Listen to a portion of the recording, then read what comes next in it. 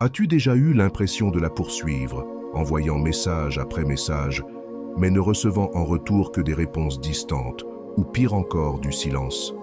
Et si je te disais que la clé pour qu'elle ait envie de t'envoyer des messages et de t'appeler chaque jour ne réside pas dans le fait d'envoyer le message parfait ou d'être toujours disponible, mais dans quelque chose de bien plus profond, enraciné dans la sagesse ancestrale du stoïcisme? Dans la vidéo d'aujourd'hui, je vais te révéler comment un changement d'état d'esprit inspiré par la philosophie stoïcienne peut inverser la situation et la pousser à te contacter. Il s'agit d'exploiter le pouvoir du silence, de la retenue et du contrôle émotionnel, non pas comme une tactique, mais comme un mode de vie. C'est ainsi que tu deviens l'homme auquel elle ne peut s'empêcher de penser, celui dont elle attend impatiemment des nouvelles, celui dont elle vérifie constamment le téléphone en espérant un message. Reste avec moi, car à la fin de cette vidéo, tu sauras exactement comment te positionner dans son esprit comme quelqu'un à qui elle ne peut résister et qu'elle a envie d'appeler et de contacter chaque jour. Premier, crée la culture que tu veux. Attends-tu simplement à côté de ton téléphone en espérant qu'elle te contacte? Si c'est le cas, tu abandonnes tout ton pouvoir. La vérité, c'est que beaucoup d'entre nous tombent dans le piège de la réaction plutôt que de la création. On attend qu'elle fasse le premier pas, puis on se frustre quand elle ne le fait pas. Mais si je te disais que la clé pour qu'elle te contacte chaque jour ne réside pas dans le fait de la poursuivre, mais dans la création d'une dynamique où elle veut naturellement te contacter? C'est là que la magie opère. Et tout commence par la création de la culture que tu veux dans ta relation. Imagine la différence si, au lieu d'attendre passivement qu'elle t'appelle, tu lui montrais ce à quoi ressemble une communication saine et constante. Tu fixes le standard et elle commencera naturellement à suivre. Tu pourrais penser, mais est-ce que ce n'est pas manipulateur? Pas du tout.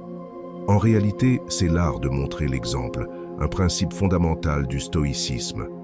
Prenons un exemple concret. Tu fréquentes une femme depuis quelques semaines et tu remarques qu'elle ne t'écrit que de temps en temps et souvent de manière brève.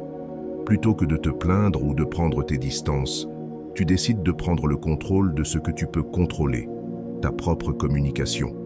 Tu commences à envoyer des messages réfléchis et engageants qui la font sourire. Tu prends des nouvelles, non pas avec une énergie de besoin, mais avec une curiosité sincère sur sa journée. Tu lui dis des choses comme « Je pensais à cette histoire drôle que tu m'as racontée, ça m'a fait sourire aujourd'hui ». Ce que tu fais ici, c'est instaurer un ton, lui montrer ce que cela fait d'être en contact avec quelqu'un qui se soucie d'elle sans être collant. Avec le temps, elle commencera à adopter ce comportement. Tu ne te contentes pas d'attendre qu'elle t'écrive. Tu crées une atmosphère où elle se sent à l'aise et excitée à l'idée de te contacter. Pourquoi? Parce que cela lui fait du bien. C'est chaleureux, sécurisant et constant. Modélise, ne reflète pas. Voici une situation que nous avons tous vécue. Tu es intéressé par elle, mais tu joues la sécurité, tu calques son énergie, tu attends qu'elle prenne l'initiative. Tu as peur de paraître trop enthousiaste ou de te blesser si elle ne s'investit pas autant. Mais que se passe-t-il si vous faites tous les deux cela? Vous vous retrouvez dans une impasse où personne ne fait le premier pas et la connexion s'éteint.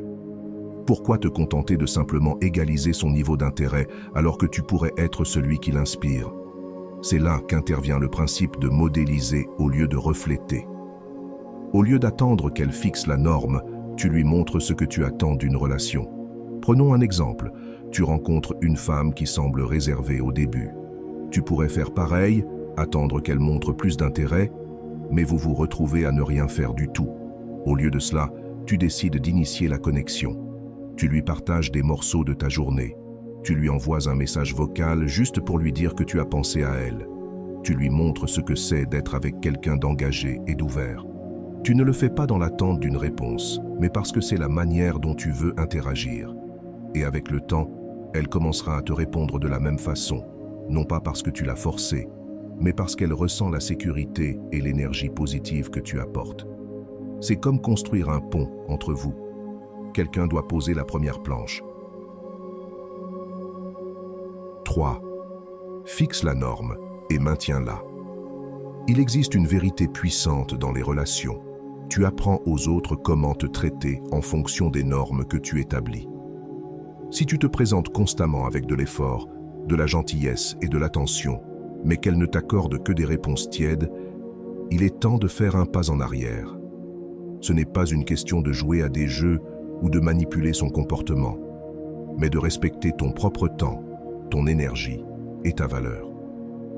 Lorsque tu fixes une norme et que tu la maintiens, tu communiques quelque chose d'important. Tu te respectes assez pour ne pas te contenter de moins. Cette mentalité ne concerne pas seulement l'obtention de ce que tu veux, elle repose sur l'incarnation d'un profond respect de soi qui attire naturellement les autres. C'est un enseignement fondamental de la philosophie stoïcienne. Connais ta valeur, établis des limites et fais en sorte que tes actions s'alignent avec tes valeurs. Nous avons tous été là. Tu apprécies vraiment quelqu'un, alors tu mets plus d'efforts. Tu lui envoies des messages chaque matin, tu planifies des rendez-vous attentionnés et tu fais tout pour lui montrer que tu tiens à elle. Mais au bout d'un moment, tu remarques qu'elle ne suit pas ton rythme. Peut-être que ses réponses sont courtes ou qu'elle ne te contacte que lorsque c'est pratique pour elle. Il est tentant de continuer à donner en espérant qu'elle finira par voir ta valeur et réciproquer. Mais voici la dure vérité. Quand tu continues à donner sans recevoir le même niveau d'effort en retour, tu lui apprends qu'il est normal de te donner moins. Tu établis une norme où elle n'a pas à faire d'efforts, et au lieu de susciter de l'attraction, cela mène souvent à la frustration et au ressentiment. Créer un sentiment d'absence. Voici quelque chose que beaucoup de gens ne comprennent pas au début des rencontres. Ils pensent qu'être constamment disponible, toujours prêt à répondre à la vitesse de l'éclair, est une méthode infaillible pour la conquérir.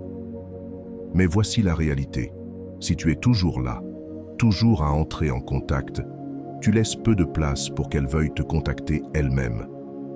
Sans le réaliser, tu risques d'étouffer la connexion même que tu essaies de créer. Il y a un changement subtil mais puissant qui se produit lorsque tu crées un sentiment d'absence. Il s'agit de trouver l'équilibre entre être présent et lui donner l'espace nécessaire pour remarquer le vide en ton absence. Pense-y comme une chanson favorite. Si tu l'écoutes en boucle sans cesse, elle perd de son impact. Mais lorsque tu fais une pause et que tu y reviens, tu l'apprécies encore plus. Le même principe s'applique aux relations. Imagine ce scénario. Tu as eu un super rendez-vous, vous échangez des textos et la conversation coule de manière fluide. Il est tentant de continuer à maintenir l'élan, de continuer à envoyer des messages jusqu'à ce que la conversation se termine naturellement.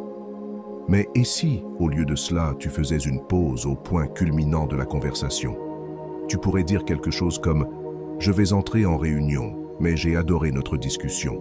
Continuons ça plus tard. » En faisant cela, tu ne la coupes pas. Tu crées un moment d'anticipation. Tu lui donnes du temps pour réfléchir à la conversation, pour prendre conscience de combien elle l'a apprécié et pour se réjouir du moment où vous pourrez discuter à nouveau. Tu fais preuve de discipline personnelle, un principe clé du stoïcisme, en te retenant au lieu de céder à l'envie d'être toujours en contact. Dans le stoïcisme, la discipline personnelle est la pierre angulaire d'une vie bien vécue. Il s'agit de savoir quand agir et quand se retenir. Cette retenue n'est pas un jeu, c'est la sagesse de comprendre que la disponibilité constante peut diluer l'excitation et la valeur de ta présence. Les anciens stoïciens croyaient en la modération, en ne succombant pas à l'excès, même dans les bonnes choses. J'espère que ce message t'a été utile. Si tu as aimé la vidéo, je te serai reconnaissant de laisser un j'aime et de t'abonner. Si tu te retrouves sans mots, écris simplement « Je valide » pour montrer que tu fais partie de la minorité qui a suivi la vidéo jusqu'à la fin. Merci beaucoup pour ton attention et à la prochaine.